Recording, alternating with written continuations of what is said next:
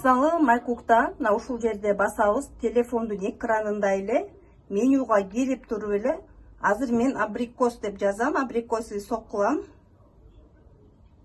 Мына көрдүңүзбү? Кадимкидей телефондогудай эле абрикос деп жаздым. Эми мына жерде басып коемун. Мына бизге абрикос менен толтура соктун түрлөрү чыгат. Экранды телефонду чукулагандай эле чукулайбыз, мындай кылып өйдө ылдый баскылап элечи. Бул жерде карасак, сок из свежих абрикосов дейт. Ошону басабыз. Бизге ушундай ачылат. Анан бул жерде мынакей муну басабыз. Эмне керек? Абрикос керек, мед керек, вода керек. 200 грамм, кийинкиси 600 грамм. Мен эзилип кеткен абрикосту ушундай алып даярдап алдым. Азыр бул жерди басам. Чыкты, 200 грамм салам. Азыр ушул жака салабыз.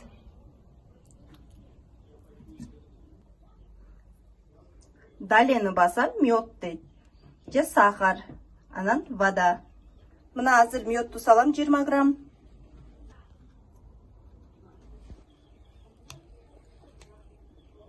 Эми 200 грамм суу куям.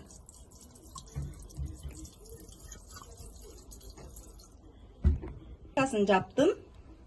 Эми окту басабыз. Өчкөндө ушинтип өчөт, биз мына окты эле басып коебуз.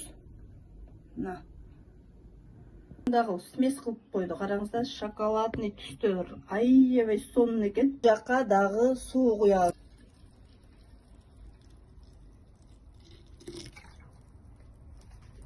Бул жака азыр 600 грамм суу куйдум.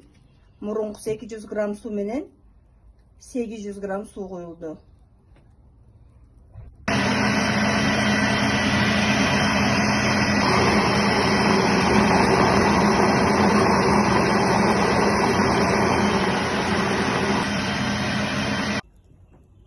Кандай сонун сок даяр болду. Азыр куябыз. Ушундай кылсак чыгат. Мына жеринде басып койсок чыгат.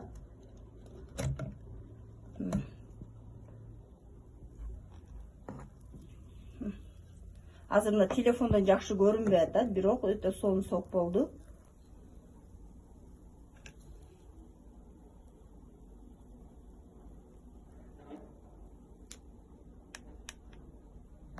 Мен ичип көрдүм, караңыздар, өтө сонун суюктугунда караңыздар. Көрдүңүздөрбү? Ичип көрөйүнчү.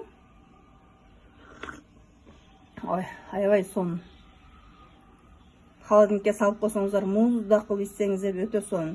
Сахар кошуп жасасаңыздар да болот.